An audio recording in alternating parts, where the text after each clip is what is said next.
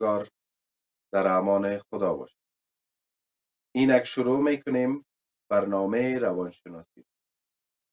مثل که هفته قبل ما برنامه داشتیم، برنامه را معرفی کردیم که روزای پنجشنبه شما و روزای جمعه افغانستان این برنامه نشد و امشب هم ما موضوع را تعیین کردیم هدف در زندگی معمولا اصل و اصول است که ما میخواهیم به همون اصل و اصول زندگی بکنیم. پس بهتر است که بحث بسیار جالبه در این مورد داشته باشیم. اولین بحث را که میخوایم شروع بکنیم این که خود هدف در زندگی چی است؟ هدف در زندگی همان روش و رفتار هست که ما برای خود تعیین کردیم و میخواهیم او را به اتمام برسانیم. پس هدف در زندگی اصل و اصول زندگی. ما چرا زندگی میکنیم؟ به خاطر چی زندگی میکنیم؟ و یا به خاطر کی زندگی میکنیم؟ میخوایم در زندگی کدام کارها را انجام بدیم؟ تمامی موارد برمیگرده به چی؟ به اینکه هدف در زندگی چی هست. پس هدف یگانه اصل است که ما در زندگی پشت از او روان هستیم و میخواهیم به یک جای خود را برسانیم. اولین سوالی که در ذهن هموطنان عزیز ما میگرده که هدف در زندگی چی است؟ این است که مراحل تعیین هدف کدام ها است؟ ما چگونه میتونیم در زندگی هدف تعیین بکنیم؟ پس بیاین که در این مورد جوابای قناعت بخش داشته باشیم. اولی که مبدا یا شروع داشته باشیم. هر هدف را که ما میخوایم در زندگی تعیین بکنیم او یک مبدای خود را داره، یک ابتدای خود را داره. پس به اون لحاظ ما میتونیم یک مبدای مشخص به او داشته باشیم که همین مبدا شروع و حرکت را بر ما آغازین میشه و بر ما تعیین میکنه که ما در زندگی میخوایم چی بکنیم. پس وقتی که مبدا را تعیین کردیم که ما از کجا شروع بکنیم و کدام مسیر بریم، چی باید بکنیم و چگونه پیش بریم، این میشه مبدا و شروع. قدم دوم مقصد داشته باشیم. اهدافی که ما در زندگی تعیین میکنیم اگر هدف را ما پیش ببریم اما مقصد نهایی در او موجود نباشه، ما میخوایم چی به دست بیاریم مشخص نباشه، اینجاست که ما در هدف خود کامیاب نیستیم. هدف داریم اما به شکل کامیاب نیست. پس تعیین کردن از این که ما چی میخوایم نتیجه به دست بیاریم و مقصد و مرام ما در نتیجه نهایی چی میشه، این در هدف تعیین کردن بسیار مهم است. تا که ما مقصد نهایی خود را تعیین نکنیم درک نمیکنیم که ما میخوایم چی بکنیم. پس به اون لحاظ مهم است که ما این نقطه را درش مشخص کنیم. مورد سوم نقشه داشته باشه، چون هدف تعیین کردن مراحل خود را داره. پس اینجا ما میخوایم این مراحل را سپری بکنیم، لازم به چی داریم؟ لازم به این داریم که ما نقطه نهایی را در او مشخص بسازیم.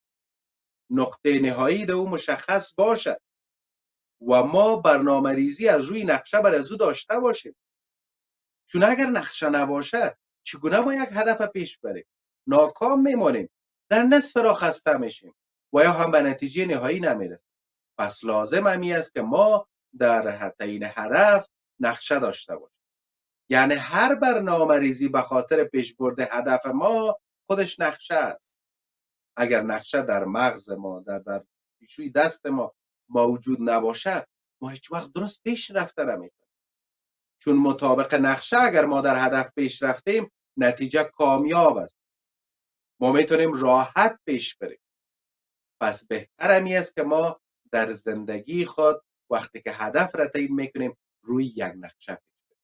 نقشه باعث میسازه که ما در هدف خود کامیاب شیم. پس نقطه دیگه ای که بسیار با ارزش است قیمت ارزشی داشته باشه. بعض مردم هست هدف دارن آنقدر خود را در هدف خود خسته می سازن و جایی که او هدف به خاطر پیروزی زندگیش باشه نه برعکس او باعث یک جنجال دردسر برش شده، چون برای خود قیمت ارزش قائل نیست. ما اگر میخوایم در زندگی هدفم پیش ببریم باید برای خود یک قیمت معین تعیین کنیم که ما هم یک قیمت داریم، یک ارزش داریم. پس چی بهتر است وقتی که در هدف پیش میریم ارزش خود را داشته باشیم. با زبان ساده میگم که آن فهم شود. مثلا یک کسی یک هدف در زندگی تعیین کرده، شب و روز دو کار میکنه، وقت تفریح را به خود نگذاشته، برای خود این وقت نگذاشته که من بتونم با اعضای فامیل پیش برم، تفریح بکنم، وقت خواب خود از حالت نرمال برآمده. یک هفته ببینی و یک هفته بعد او آدم خسته است، افسرده شده، به جایی که هدف در زندگیش بهتر بسازه، برعکس زندگیش خرابتر ساخته. پس اینجا برای ما لازم هست ما وقتی که میخوایم در زندگی هدف داشته باشیم، برای خود باید قیمت قائل باشیم. اگر برای خود قیمت قائل نبودیم، ما معمولا در هدف خود ناکام است و بهبودی ما نه، بلکه به خرابی ما میگنجانه. خب نقطه دیگه هم، در صورت ناکام شدن نقشه اول، ما باید نقشه دوم را داشته باشیم. بعضی مردم هست وقتی که میخواین در زندگی یک هدف دارن و میخواین برای پیشبرد هدف پیش برن، ببینین دوستا که او یک نقشه داره، چون این کار جدید هست، تجربه نکرده، مشکل برش ایجاد میشه. اینمی مشکل باعث میشه که هدف پیش برده نکنه، جواب به جای استاد میمانه و هدف و مقصد مرام تمامش از پیش میره، چون سرمایه گذاری کرده از لحاظ وقت، از لحاظ پولی، از لحاظ اجتماعی، او همش ضایع میشه، وقت تلفی شده. دلیلش چی است؟ که یک نقشه برش داشت. همیشه ما وقتی که هدف در زندگی تعیین میکنیم و یک کار را میخوایم انجام بدیم و نتیجه خوب از او به دست بیاریم، اگر یک نقشه برش داشت. پس اینجا این نقشه چون کار نو هست، ما تازه تجربه میکنیم، شاید اون نقشه ناکام بانیم، ممانعت ها شاید به وجود بیاید، ما را اجازه نده که راحت پیش بریم، و یا مشکلات که در دم راه از ما نمیتونیم اون نقشه خود را به خاطر از پیش بردن هدف خود جا داشته باشه. پس لازم میشه اینجا ما باید نقشه دوم داشته باشیم، راه عوضی داشته باشیم. هر آن کسی که در هدف زندگی خود یک نقشه تعیین کرد و ناکام میشه، چون میشه اون نقشه مطابق میل امو جامعه نباشه و پیش نره. اما اگر دو نقشه، سه نقشه داشته باشه، یعنی از عوض یک راه کرد دو راه کرد تعیین کرده باشه، سه که راه عوضی داشته باشه، او میتونه راحت پیش بره. یک نقشه ناکام میمونه، میره در نقشه دوم، بسیار راحت برنامه خود پیش میبره. پس ما باید نقشه دوم داشته. همین نقشه دوم باعث میشه که ما راحت پیش بردیم. خب دیگه هم لوازم که برای پیشبرد یک هدف هست، او را باید داشته باشیم. بعضی از در زندگی هدف تعیین میکنه، یک مقصد و مرام داره، اما جالبیت حرف در اینجاست که او البته هیچ کدام لوازمی که ضرورت داره تعیین نکرده. در نصف راه ضرورت پیدا میشه اما هدفش که اینی لوازم را از لحاظ پیشبرد کارم من ضرورت دارم اما پیشش نیست. اینم اینجاست که مشکل برش ایجاد. لوازمی که و چیزهایی که ضرورت است به خاطر پیشبرد هدف، او را ما باید داشته باشیم. اگر نداشتیم پس بر ما مشکل ایجاد میشه. لازم هست که لوازم مربوط هدف خود را تمامش قبل آماده کنیم. این میشه مربوط برنامه ریزی و پلان گذاری. نقطه دیگه هم قدم به قدم پلان گذاری بود. بعضی اوقات ما برنامه ریزی و پلان گذاری میکنیم اما درست نیست. اول در آخر میاریم، آخر در اول. اونموز که مرحله به مرحله استیپ به استیپ بالا نرفتیم، زینه به زینه پیش نرفتیم، کار ما مشکل پیدا میکنه، هدف ما به نهایی نمیرسه. پس ما باید نقطه گذاری بکنیم، اما تو مرحله به مرحله یا هم سلسله به سلسله پیش بریم. دو صورت است که پلان ما کامیاب هست. اگر ما مطابق برنامه ریزی درست که صف بندی و یا درجه بندی اهداف ما هست، او را اگر نداشته باشیم برای ما مشکل ایجاد میشه. پس بهتر است که ما مرحله‌اش مد نظر بگیریم. انجام یا ختم در هدف باید مشخص باشه.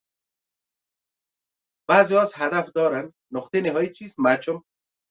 با مچم گفتن خو نمیشه. ما وقتی که یک هدف را پیش میبریم، نتیجه نهاییش باید محاسبه کنیم. با زبان ساده میگم، یک جوان میخواد که تحصیل بکنه، نقطه آخر برای خود مشخص کرده که اگر طب میخونه باید دکتر شود، در شبخانه کار بکنه، هم روزی حلال به دست بیاره، هم خدمت به مردم بکنه و هم چپن سفید بجام. این نتیجه نهاییشه. اگر این نتیجه نهایی را تعیین نکرده بود، خب پرتون خان طب خلاص کرد، بیکار در خانه میشه. چرا؟ چون نتیجه را برای خود مشخص نکرده بود. مگه هدف دارم طب مطالعه بکنم، یک دکتر شوم، نتیجه نهایی ما باید چی باشه؟ او را برای خود تعیین نکرده. از همون خاطر طب خوانده اما در خانه بیکار نشست، انجینری خوانده در خانه بیکار نشست، چون نتیجه را برای خود مشخص نکرده. یعنی نتیجه را ما باید برای خود قبل از قبل مشخص بسازیم که ما وقتی یه هدف به اتمام رساندم، بعد از او باید من چی کنم، چی استفاده از این بکنم، از این هدف که رسیدیم و یا هدفی را میخوایم که نهایی بسازم و برسم و نتیجه لازم و مفید داشت که با حرف قبلی ارتباط داره.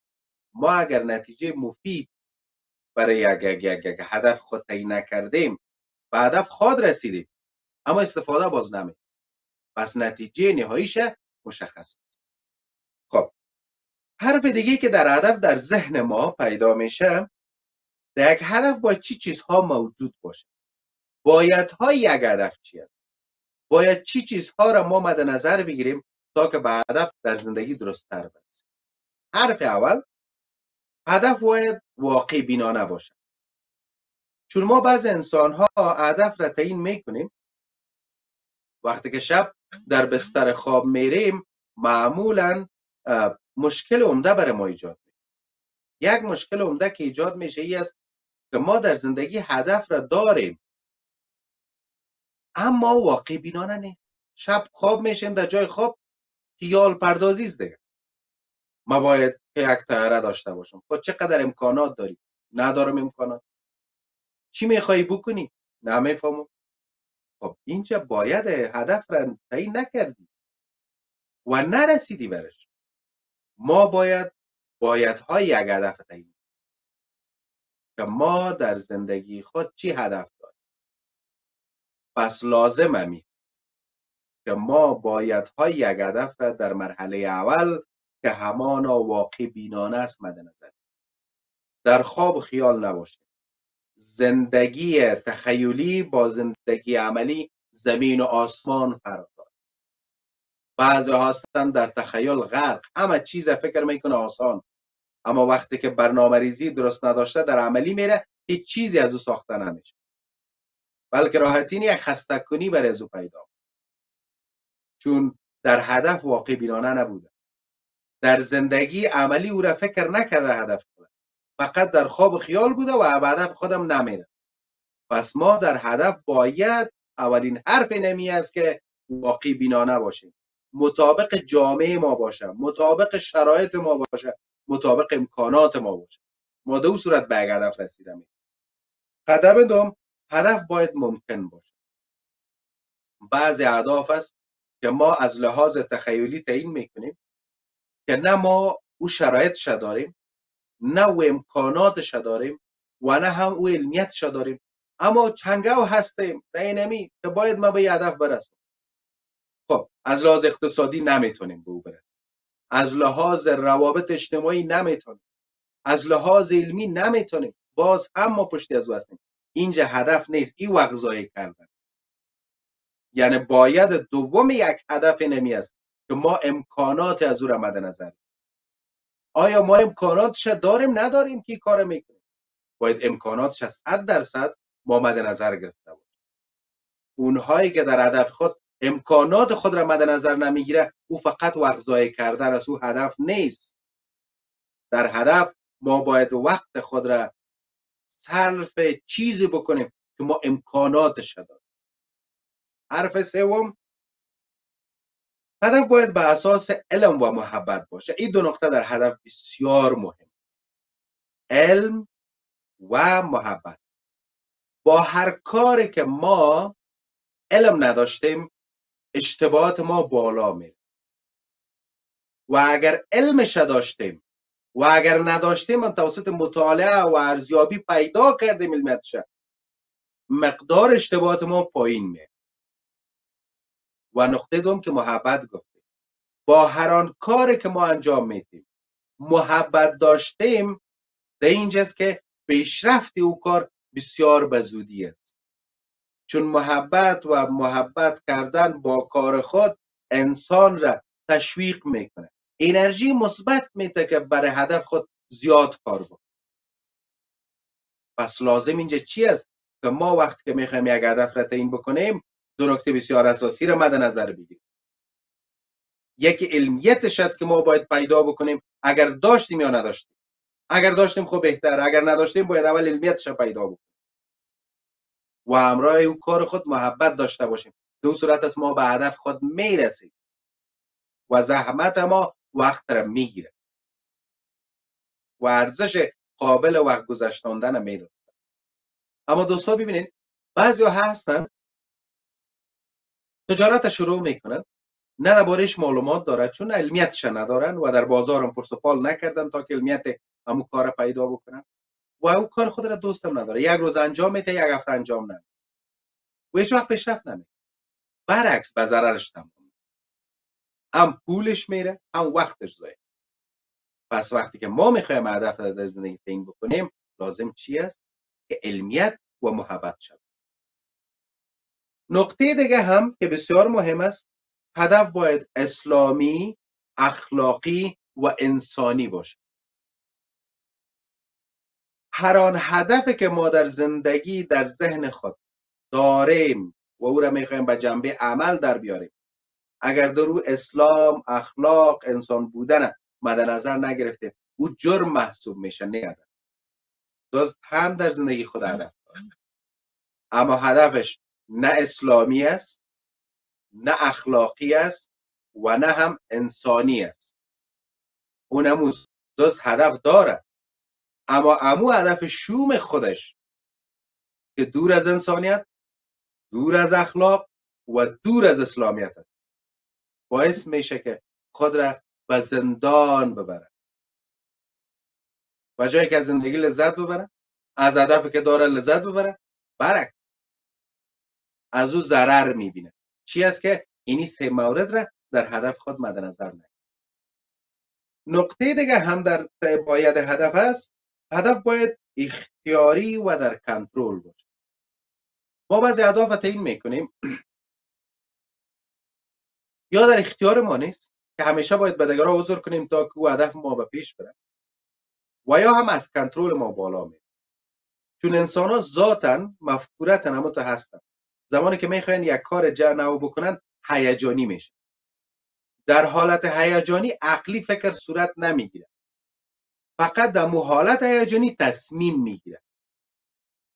در حالت هیجانی تصمیم گرفت کار بسیار برای خود آسان فکر میکنه، اما خاطر کار شروع میکنه، ما که میگذره از کنترلش میبره کار، او را هیچ کنترل نمیتونه او کار و او کار خود ناکامه.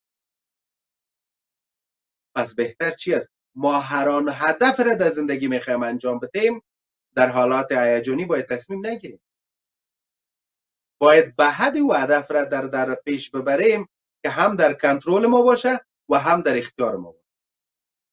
هر آن کاری که از اختیار و کنترل ما برآمد، او هدف نیست، او یک سرگردانی است، چون انسان دو کامیاب نمیشه. پس لازم همی است که ما وقتی هدف را در زندگی خود پیش ببریم، لازم چی است؟ که ما او را در کنترل و اختیار خود داشتیم. نقطه دیگه هم، اولا هدفی که ما داریم از سه نقطه باید این را درجه بندی. خب اول مراحل بندی که قبلا سرش بحث کردیم که هدف معمولا مرحله بندی اگر شد، ما قدم به قدم خوب میتونیم رفتیم. دوم، هدف خود را باید روی کاغذ بیاریم، چون چیزی را که ما فقط فکر میکنیم و درباره‌اش چرت میزنیم، او چند لحظه در ذهن ما هست. بعدن چون زندگی و روزگار از هر چیز دیگه فکر ما مخشوش میشه و او از ذهن ما میبره. یک گزینه خوب در مورد او کار در ذهن ما، او از ذهن میره. پس چی باید بکنیم؟ او را وقتی که در روی کاغذ نوشته کردیم، وقتی که در روی کاغذ او آورده شد، اگر یادمان بره خود روی خط است میخوانیم دوباره یادمان میاد، هیچ مشکل ایجاد نمیشه. پس خوب است ما هدف خود را در روی کاغذ بیاریم و اگر هم بر از او زمان بندی. نقطه بسیار است. یعنی در هدف اگر ما زمان بندی نکردیم برای ما مشکل ایجاد میشه. به خاطر چی؟ یک کار شروع کردی، زمان بندی نکردی. او را اگر زمان بندی میکردی در 1 ماه مرحله اول سپری میشد، در 2 ماه مرحله دوم، نهایتا 3 مرحله اگر هدف ما می بود در یک 3 ماه دیگه مرحله سوم، 6 ماه بعد تو به هدف میرسی. اما این را اگر ما زمان بندی نکنیم شاید یک مرحله شد در 6 ماه طی نکنیم، چون نمیفهمیم روزمره ما برای رسیدن به هدفم چقدر کار بود تا که من به هدف برسم. شاید به نتیجه او هدف ما 6 ماه بعد ضرورت داشته باشه، اما اگر زمان بندی کنیم در 6 ماه ما راحت بهش رسیدن میتونیم، چون تقسیم کردیم که روزانه ما باید چقدر کار برای هدفم بکنم تا که به نتیجه مطلوبش برسیم. بعضی هاست ایره مد نظر. پس لازم است که ما مقدارش تعیین کنیم و راحت بشیم. خب چیز دیگه ای که معمولا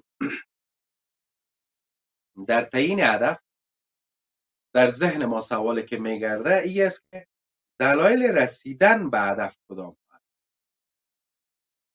کدام دلایل را ما مد نظر بگیریم تا که بتانیم به هدف برسیم.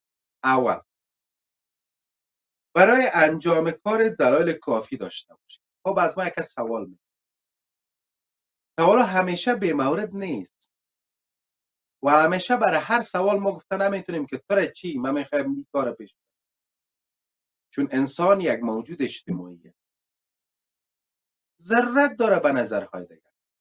شاید همون کس از ما سوال کرده تمویلگر ما باشه، اگر برای تمویلگر خود ما معلومات کافی نداشته باشیم او ما را شاید او کار یاری و کمک نکنه، ما خود ما از هدف خود پسمان میشیم.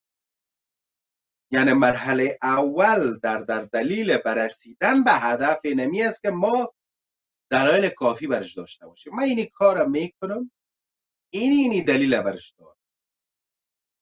و یا هم ما یک شرکت ساختیم، رئیس هستیم یک تصمیم میگیریم، بدون نظر کارمندا نمیشه.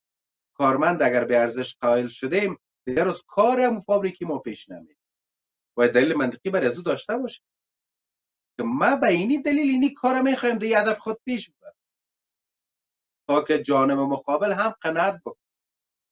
مانع هدف نه بلکه همکار هدف ما شود، چون کس را که قناعت دادیم و دلیل منطقی برای انجام کار داشتیم او در مقابل دیگه ایستادگی نمیکنه، او راضی میشه، حتی همکاری میکنه. پس چی بهتر که ما را در رسیدن به هدف دیگران کمک. قدم دوم، علاقه داشتن به کاری که انجام میدهید. بیشترم گفتم هر آن کار را که انجام میدیم ما باید شوق علاقه داشتیم. بدون شوق ناممکنه. کار را که ما انجام میدیم با او شوق علاقه نداشتیم نتیجه نمیگیریم. پس بهتر است ما دو این مراحل مد نظر بگیریم و نتیجه ساز برای ما باشه. پس شوق علاقه یگانه نقطه اساسی است به خاطر دلیل رسیدن به هدف. نقطه سوم، به خاطر رسیدن به هدف باید کاملا مقید و مصمم باشه، یعنی تصمیم مجیدی باشه. دوستان ببینید بعضی ما هستیم که تصمیم میگیریم، هدف داریم اما در تصمیم خود قاطع نیست. یک نفر در مورد کار ما خبر میشه، چون اون شخص مفکوره منفی داره کارم میگه ما از تصمیم گذشتیم دیگه، من این کار انجام نمیتونم، فلانی خان گفت نمیشه. 5 دقیقه بعد یک شخص دیگه میاد او میخواد انرژی مثبت بر ما بده، او ما رو تشویق میکنه، دوباره با کار شروع میکنه. پس آنقدر ما در هر تصمیم و هدف خود ضعیف نباید باشیم. یک شخص گفت خوب ما انجام بدیم، یک شخص گفت بد ما انجام ندیم. پس ما باید تصمیم درست و مناسب را داریم. تصمیم ما باید قاطع باشه. یک کار میخوایم بکنم، بله انجام میدم، هیچ دلیل مانع شدن نداره. نه خیر، من این کار انجام نمیدم، هیچ کس باعث شده نمیتونه این کار سرم انجام. تصمیم قاطع. با خاطر که تصمیم اگر قاطع باشه، چون وقتی که بله گفتی، تصمیم تا قاطع گرفتی و اون برنامه ریزی میکنی، وقت برش میگذاری، تصمیم درست گرفتی و برای از او کار میکنی، معلوم دار که نتیجه به دست میاری. اما اگر نخواستی اون کار انجام بدی، نه برای از او وقت میگذاری، نه سر از او سرمایه گذاری میکنی و نه هم سر از او برنامه ریزی میکنی، از تصمیم قاطع شد، یا بله یا نه خیر. اینی شاید ها همیشه ما رو خراب کرد. اگر در حالت شاید قرار داشتی، یعنی تصمیمت قاطع نبود، چی باعث میشه؟ چون تصمیم قاطع نداری، در شاید قرار گرفتی، اینجاست برای خودت یک مشکل بسیار عمده و جدی رخ میده. تو نیمه پیش رفت، برنامه ریزی درست برش نکردی، کار مناسب را انجام ندادی، تصمیم قاطع نگرفتی، اونموس مشکل برت ایجاد میشه. پس اینجا وقتی که ما تصمیم مناسب نداشتیم، برای ما مشکلات زیاد رخ میده. پس بهتر همی است که ما قوی باشیم در مقابل. اگر قوی نبودیم و تصمیم قاطع نگرفتیم، ما نتیجه به دست نمیاریم. پس لازم هست که ما همه چیز ما قاطع و واقعی بینانه.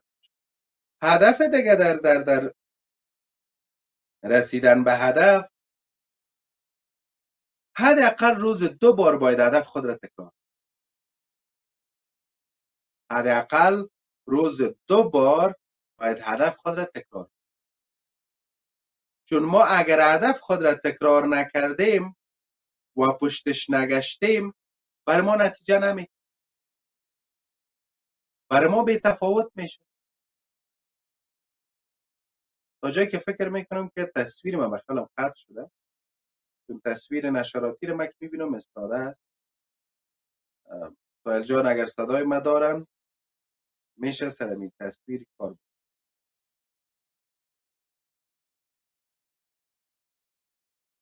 خب دوست، تصویر من انشاءالله که به نظرم ترتیب شد. خب ما وقتی که میخوایم تکرار این حرف خود را میگم،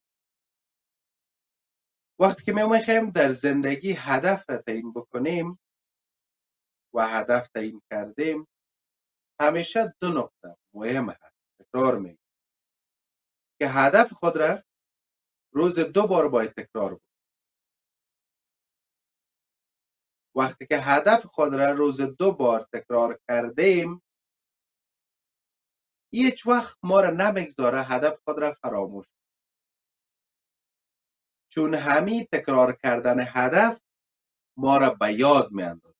تو یک چیز در زندگی داریم و میخوای او را باید انجام بدی. پس چی بهتره؟ ما هدف را تعیین کردیم، باید به خاطر از او کار بکنیم. اگر روزی 1 بارم یادش نکردیم، ما در زندگی هستیم ناکام. ما در هدف خود هستیم ناکام. چون امروز یاد نکردی، صبح یاد نکردی، دیگر روز یاد نکردی، هدف دیگه یادت رفت. نه برای از او کاری میکنی، نه در فکرش هست. پس بهتر می است که ما وقتی در زندگی یک هدف را تعیین میکنیم، لازمی هست که او را روز 2 بار ما برای خود تکرار.